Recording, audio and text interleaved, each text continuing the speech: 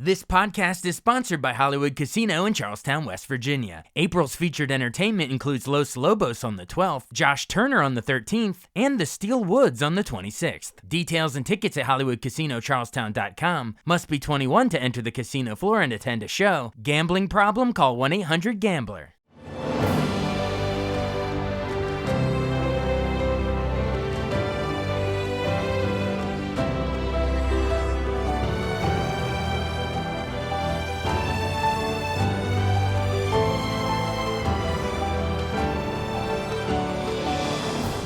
Welcome to the newest episode of Beyond the Fame with Jason Fraley. I'm your host, Jason Fraley, picking the brains of the top filmmakers, musicians, and artists of our time. Five-time Grammy winner Robert Glasper hosts a Black radio tribute to Duke Ellington and Jay Dilla this Saturday at the Kennedy Center in Washington, D.C. I caught up with Glasper to preview the event and to chronicle his prolific career in jazz, hip-hop, and R&B. Hey, Robert Glasper, hey, thanks for joining us on WTOP again. Absolutely, thanks for having me.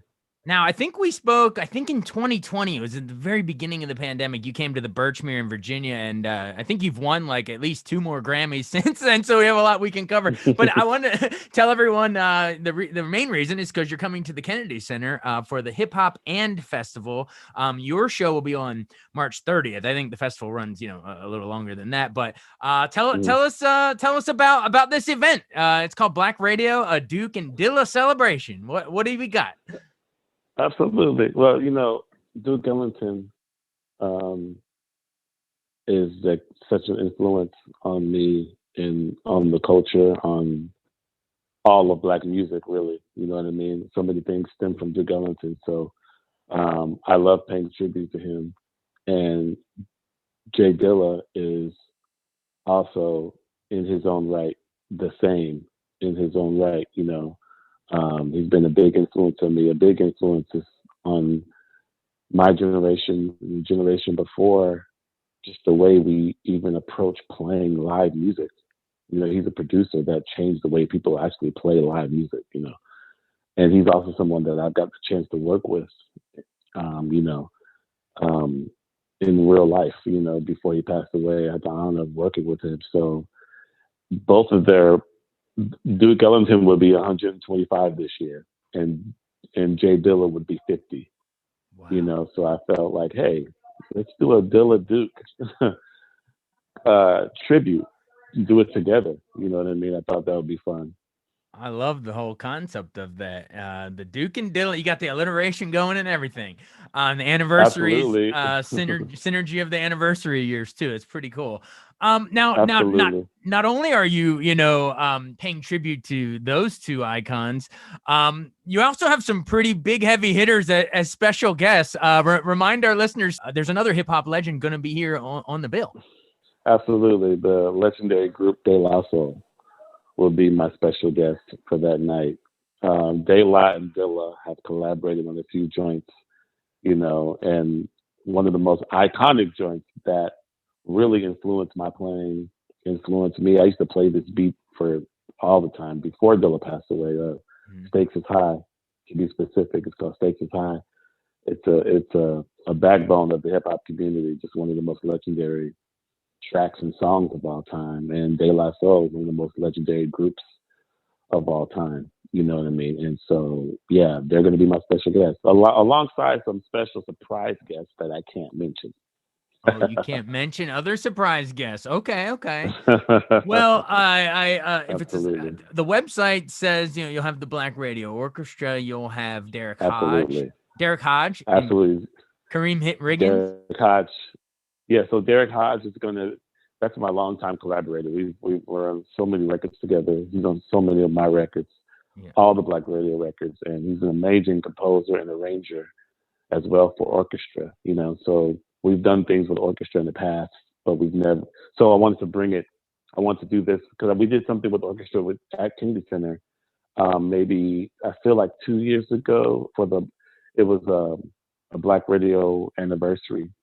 A 10-year anniversary. So yeah, it was literally 2022 with the orchestra. So Derek's going to arrange this thing with Duke and Dilla, and it's going to be so fun. We've been having so much fun arranging these songs and putting things together. We're like, mashing Dilla and Duke together, in a lot of things, and it's going to be awesome. So it's not going to be just me, myself, and I. It'll be you and a bunch of people. Absolutely. I see what you did there. Yeah. Absolutely. I mean, that's like the most low hanging fruit of a De La Soul reference. So, I mean, Of hopefully course. I got to throw out something that everybody's going to get. But hey, real quick, Absolutely. I know you're, just, more big picture, like this is the hip hop and festival. And I think I believe you're like the founding, Kennedy Center Hip Hop Culture Council member. Tell me more about sort of that role brought, more broadly at the Kennedy Center and how you're trying to do these festivals. Yeah, so my good friend Simone over at Kennedy Center, she put me on the hip hop council. It's myself and alongside the legendary Q-Tip. You know what I mean? And so um, I actually helped open the Reach building when they first opened the Reach building. You Right. know what I mean? So I do a lot of stuff. With that, and a lot of community stuff, a lot of stuff, having kids come and just check out sound checks or talking or just kind of outreaching at the same time and doing some really really cool cultural hip hop stuff there, and it's been a great situation. Wow. I mean, that's really cool to have you and Q-Tip, not only Oh, absolutely. Tribe Called Quest stuff, but also like solo stuff, like Vibrant Thing, a Oh yeah, Vibrant Thing. That was like my for jam back sure. then. Oh yeah, absolutely. And that's Hey, Dilla. Vibrant thing is Dilla. it's Dilla as Dilla well, produced that. producing it. Absolutely. Yeah. Yes So sir. Yes it sir. all ties together as we Right. celebrate the festival here. It's awesome. Well, like I mentioned, we did speak a couple years ago, so I doubt you'll give all of the same answers when I ask these other questions, but maybe we'll see. I'd like to go through some of your superhero origin story, at least one, a little bit of it, touch on it again in case folks Right. missed that. So I know you were born in Houston, Texas in 78, and sort of like a musical family. Remind us sort of your roots and how you ended up, making your way to, what was it, New School in New York, right? Yeah, absolutely. Well, my mother was a singer and a pianist, and she used to take me everywhere, to all of her gigs, all her shows, and so I kind of just grew up in the music without even, just it was just what it was. I lived at rehearsals and backstage at shows, and so eventually, I started playing the piano. I was into sports hardcore, but eventually I started playing piano around age 12, and then I got kind of serious about it. Ended up going to the High School for the Performing Arts in Houston.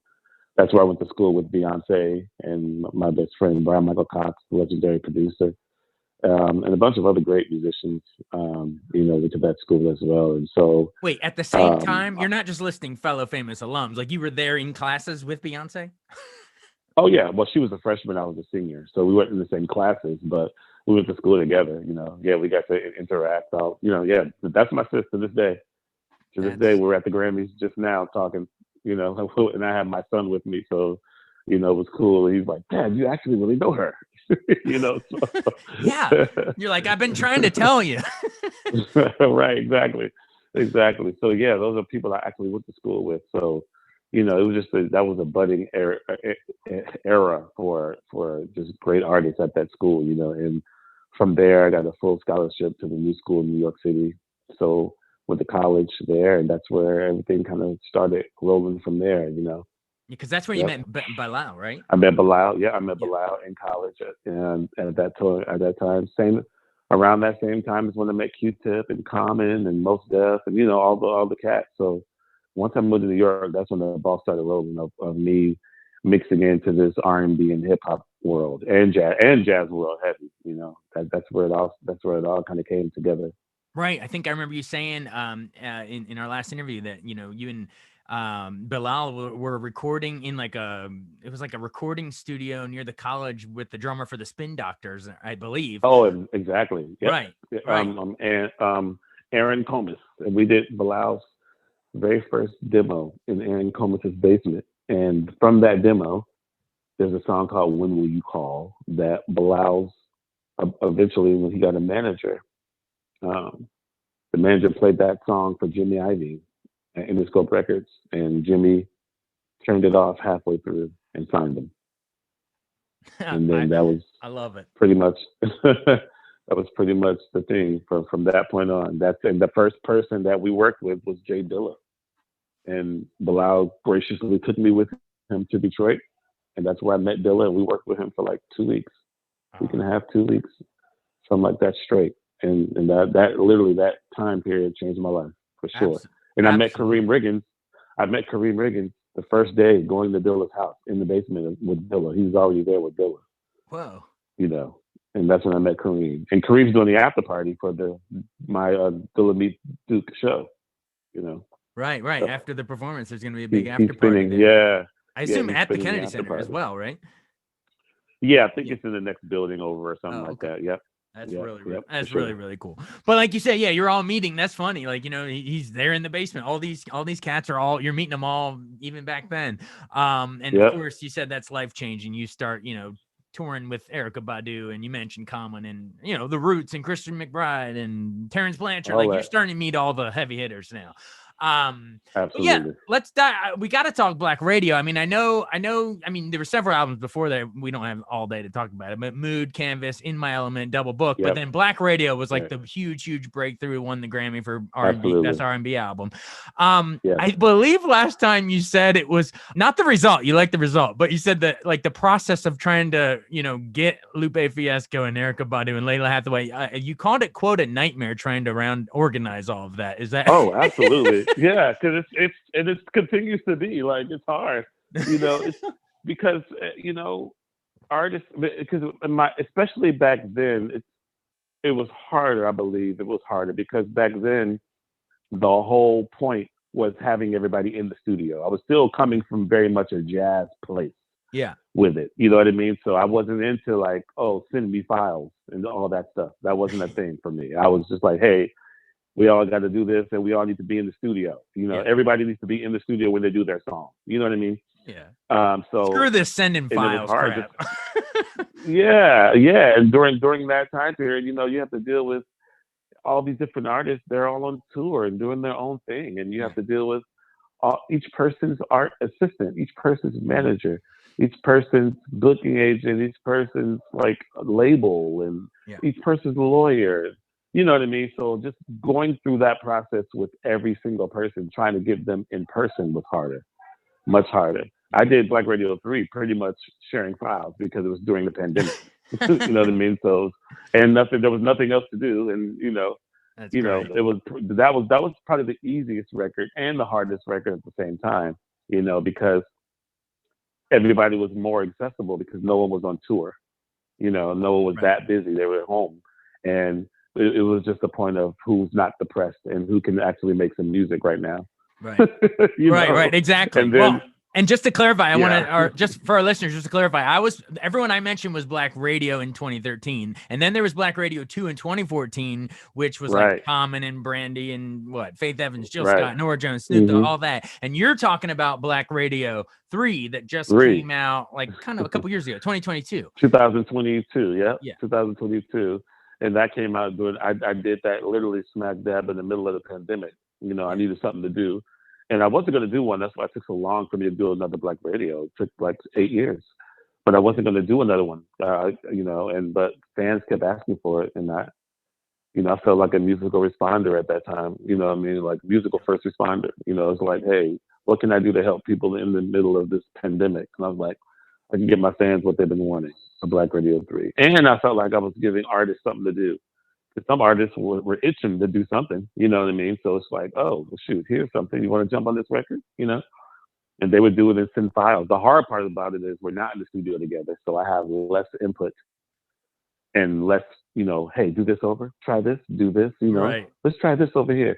You know, it's pretty much whatever they send me, that was it. You got one chance pretty much to get artists in the studio, off the couch in the studio. You got one chance. So I kind of had to deal with what I got, but what I got was, you know, more than enough. So it really worked out. I would say you won Best R&B Album again, the Grammys for that. So I guess this file swapping worked out. But yeah, I mean, and we got to remind everybody that part 3, Black Radio 3 had BJ the Chicago Kid and Common again, but also Esperanza Spalding and Gregory Porter and her. And I mean, I could go out Lettucey. Yeah. I mean, Music Soul Chat, we could go all day with the Q-Tip. But But yeah, and that's cool because I just looked it up, and you and I spoke in October of 2020, and so that would have been full almost pushing almost a year into the pandemic because it started in March. Right. Yeah. Right, So wow. So I like that. Musical first responder. I like that. I like that phrase. Yeah. I was using that a lot during the pandemic. That was my go-to phrase. Yeah, exactly. Yeah, you should patent that, baby. That's your trademark or something. Yeah. But hey, I also in addition to all the 3 Black Radio albums, I want to remind people you were also on Kendrick Lamar's "To Pimp a Butterfly." You did the keys on These Walls and one for that too, right? And to remind us, it was like a warm up. You weren't even really preparing to do that. That was like your piano warm up. Yeah. So literally, shout out to Terrence Martin. He called me to do some stuff for Kendrick. So I ended up playing like 8 songs on the record, on the whole record. But there's one particular song we recorded in Terrence's garage, right? In his studio in his garage.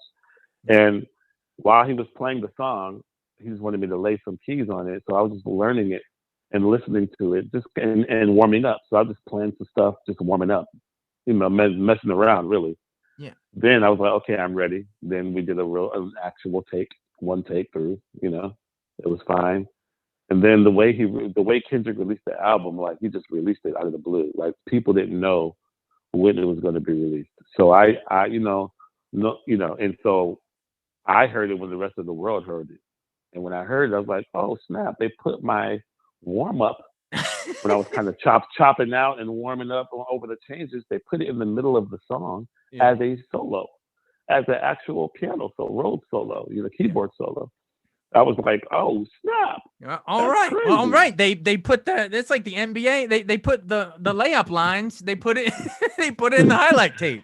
Absolutely. Which if I would have known that, I would have asked for a feature credit, and that would have been a whole different situation. Exactly. Monetarily. But monetarily, it's a whole situation, and I would have got a trophy, an actual trophy for Grammy. I got a certificate for playing keys. You know what I mean? Okay. But when you're a feature it won Hip Hop Song of the Year. Yeah. So when you're a feature on the Hip Hop Song of the Year, you're supposed to get a trophy. So technically, I'm supposed to have a hip hop trophy, which would be amazing. You let a little extra little trophy instead. I mean, you could frame the certificate, I guess, but it's not the same. Sure, not the same thing. You know what the Grammys is saying? F your feelings, like your album. But actually, you won R&B song for that, right? Better Than You Imagined. Better Than I Imagined. I won. That was best R&B song for Black Radio 3. Actually, yeah. But did you get a statue for that 3, though? Did you get an actual trophy? I did get a statue for that. Yep, I got an actual trophy for that. So Black Radio 3 has won me 2 actual trophies. Okay.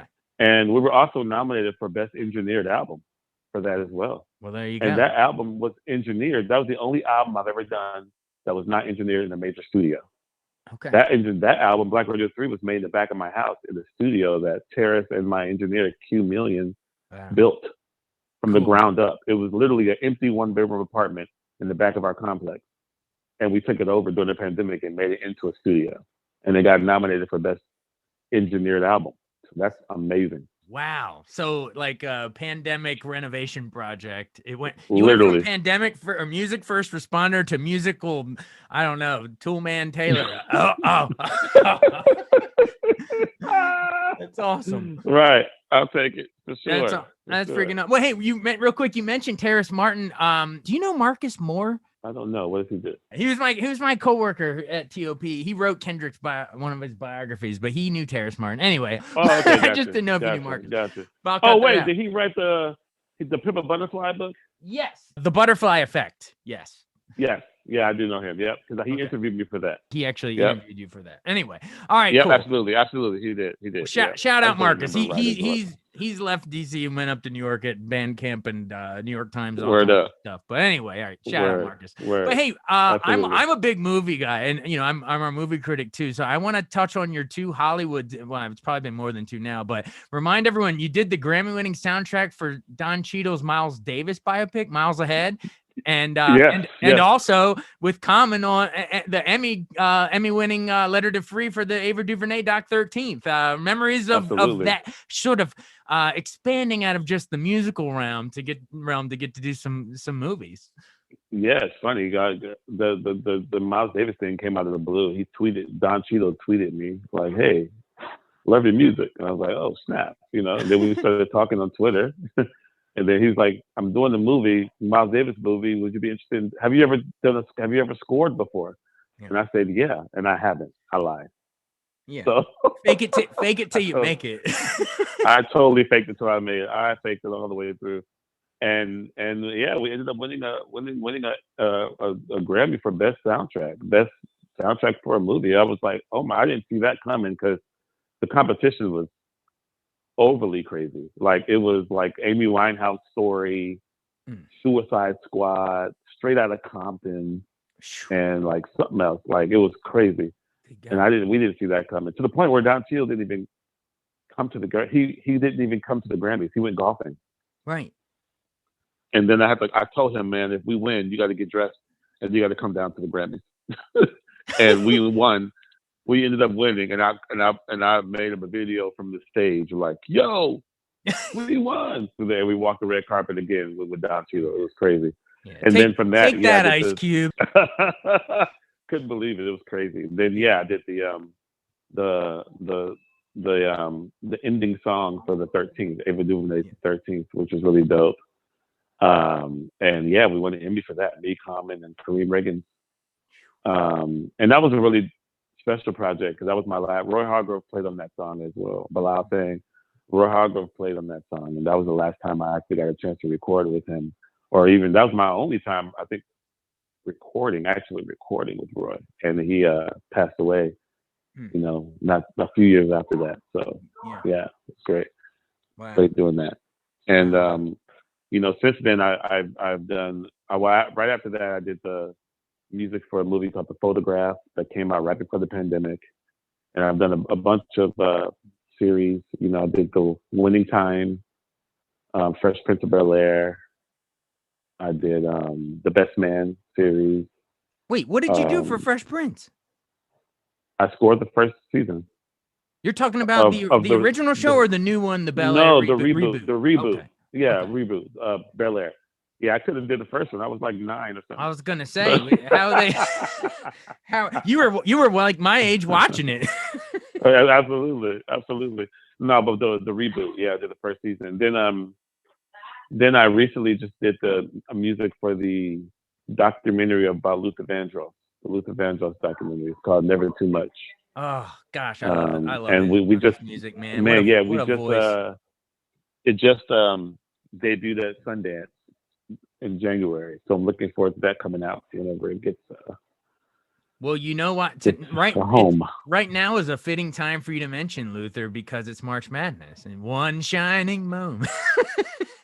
There we go. There we go. And hey, real quick, the Photograph movie you're talking about, was that the Issa Rae one, like 20 in Lakeith Stanfield? Okay. Yeah, absolutely. Yep. It was great, and then it literally. It was in the theaters for about 2 weeks, and then the pandemic hit. Yeah, man, they couldn't. So it didn't really get a long run, but it's on streaming services. Yeah, bad timing. You couldn't have predicted that, but yeah, you can look that up and find it on streaming. Well, hey, final seconds. You've been more than generous with your time, but to finish a thought on movies other than the ones you've worked on, what is Robert Glasper's jam favorite movies like? Do you have like an all-time favorite? For me, that's such a hard question because it changes on the day. Like you ask me tomorrow, it'll be different. But do you have like a favorite comedy or drama that you like can never get tired of? Never get tired. I can rewatch. Eddie Murphy has a movie called Boomerang. Oh yeah, that's probably that's in my top 3 movies for sure. Boomerang is one of my favorites. Awakenings is one of my favorites. Oh, nice. I love Awakenings.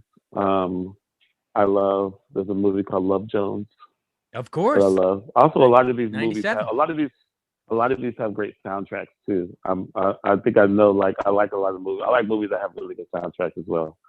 Mo Better Blues, The Last Dragon, um, Take You Back, Saint Elmo's Fire.